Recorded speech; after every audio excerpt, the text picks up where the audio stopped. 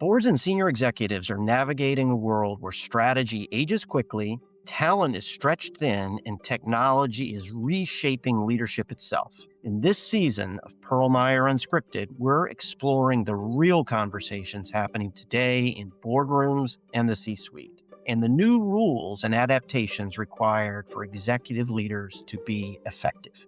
Today's episode is Governing in Permanent Uncertainty. Volatility is no longer episodic, it's persistent. Economic shifts, geopolitical tension, technological disruption, and regulatory change have made uncertainty the operating environment, not the exception. Yet many governance models were designed for a more predictable world. In this episode, we'll explore what good governance looks like when leaders are forced to make consequential decisions with incomplete information. We'll discuss how boards are adjusting their decision-making approach, how scenario thinking is replacing prediction, and how governance cadence itself is evolving to keep pace with constant change. Our guest today is Susan Sandlund, someone who has vast experience in board governance. Susan has served as a board member on private and not-for-profit boards, and notably as a committee chair on several public company boards. She currently supports boards and CEOs on important leadership and governance challenges as a managing director at Perlmeyer. Welcome, Susan. Hi, David. Good talking with you today. Excited to get into this topic. Great. Well, let's start high level, Susan. Given the introduction and everything going on with boards and management teams today, I'm curious, in your opinion, what does good governance look like with all of this volatility? Perhaps more specifically, how can boards be most effective in the face of so much uncertainty today? Okay, David, great question. I think many boards are looking at the current environment as something, they have never seen before. It's a bit daunting. And so when you answer the question of, well, then what is good governance? First and foremost, it's acknowledging that we're not in the same situation we were in, say, 5 years ago, and reflecting on how does that change how we do our work as a board. I would say some of the more thoughtful boards have been looking at, do we need to be changing our cadence of meetings?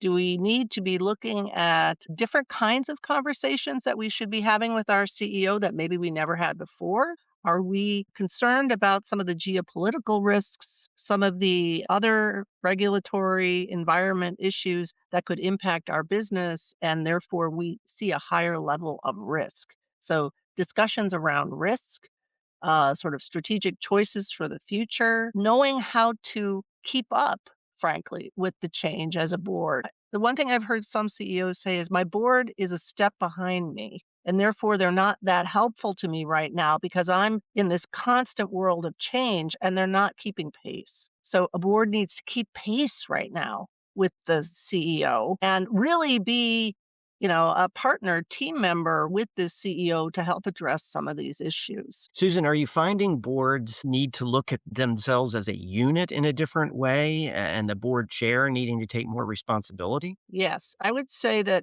more boards are looking at themselves as teams. The best boards are thinking of themselves as collaborative teams and realizing they need development like any other team. So looking at the role of the chair, do they have a great relationship with the CEO? Is there an openness between the CEO and the broader board?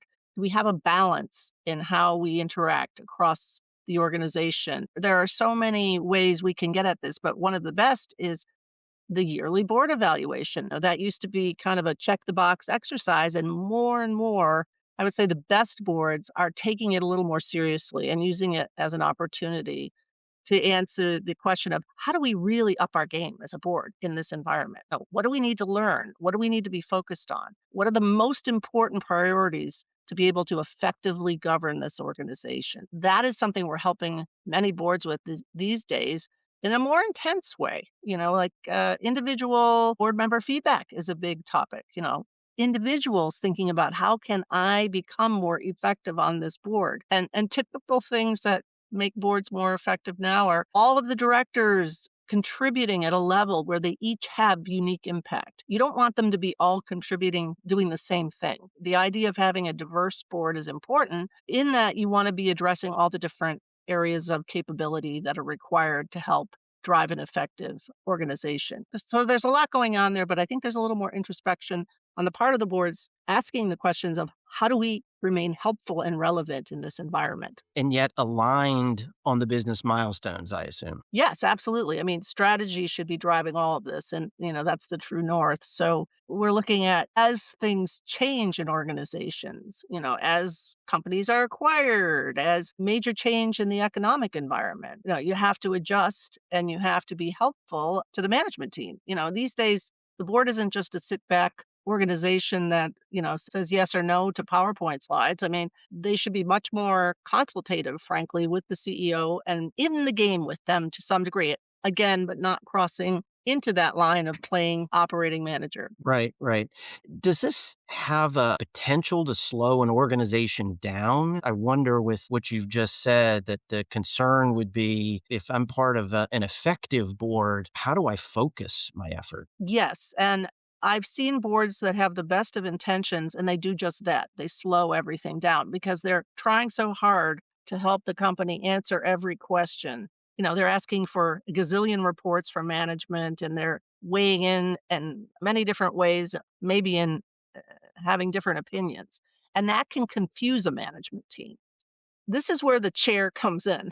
The chair of a board has to be watching this and being a real orchestrator of the time and energy of the board, right? So you can't just let it rip. If you let it rip, you're going to have mayhem. You're going to have like everybody talking at once and trying to be helpful, but it's messy. So picking and choosing big issues to take on as a board is important. Some things you just say management's going to handle that. Duly noted. The role that the chair can play to kind of watch the cadence of the board, how they are helping the organization, because you have to think ultimately a board should have positive impact on an organization from a governance perspective. They should not be getting in the way. They should not be a drag. And so the idea of, do you have the right people on that board to be adding value?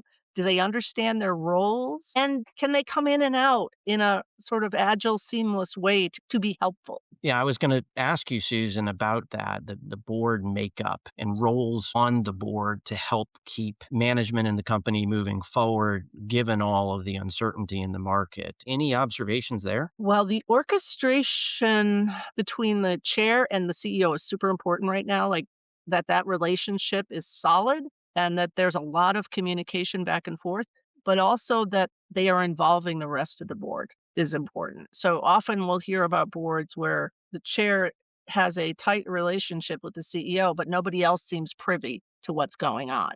And so this idea of carefully disseminating information and making sure the full board is involved on the right things. That doesn't mean that the chair doesn't have confidential discussions with the CEO, but finding ways to make sure that that is balanced, if you will. And the CEOs are having bigger roles here. I mean, the best CEOs are looking at their boards right now as an asset to help them versus want to hide from my board. How do I leverage my board in a way that can be very helpful? Do I want them to talk to a couple of my management team members because they happen to have experience in an area that we need help with? And boy, that's like free help coming from my board, frankly. The CEO has to be very sort of transparent, no ego right now with this environment, and it's sort of all hands on deck. Yeah, yeah. I mean, and look, you've served on boards and continue to serve on boards. And in terms of some real specific pointers or advice, how can boards be most effective in today's environment? Well, the worst thing you can do, let's just say, and I've seen some of it, is to run away from reality. Sometimes the board is dealing with everything but the biggest issue on the table. So a couple times I've seen CEO succession ignored, because guess what? The CEO doesn't want to deal with it. And so everybody, even though they know it's important, they've kind of begged off of it.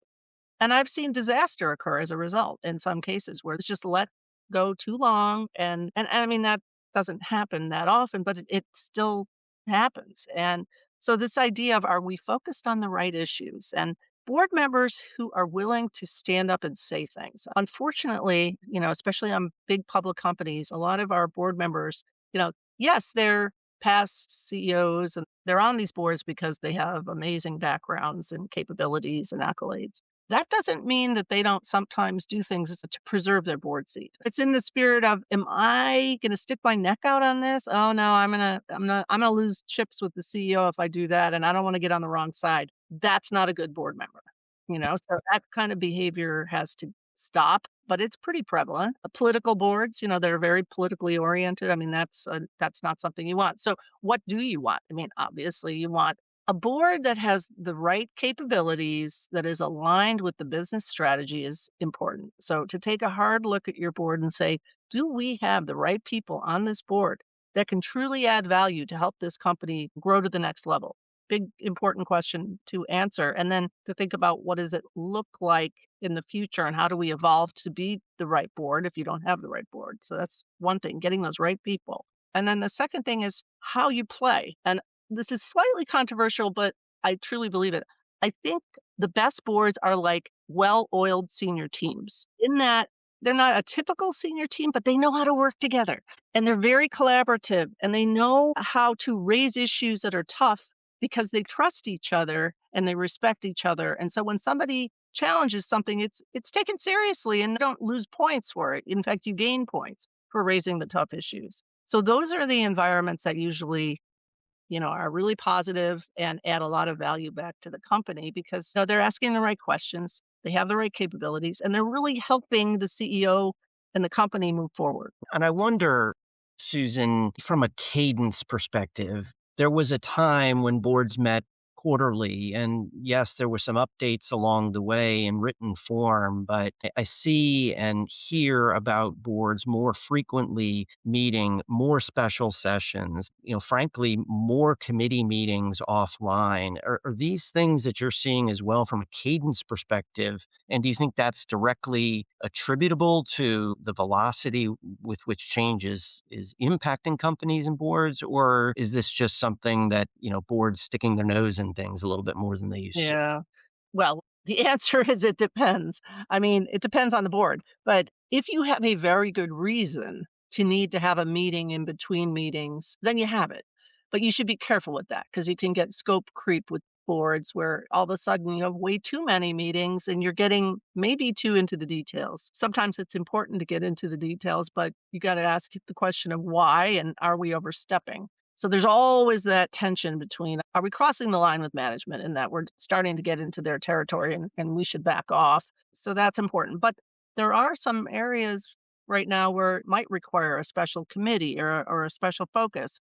I think the question to always ask yourself if you're on a board is, are we being strategic? Are we addressing some of the bigger issues like risk, talent? Those are kind of the most important things right now where boards can add value. If you're holding these extra meetings because you're delving into some esoteric part of how an accounting procedure works, or, it's getting into the ticking and tying of every little thing, it's probably something that either management can do or a committee, but overzealousness, if you will, on committee work can be non-value added after a point. It's like, okay, we're really great at our committee work.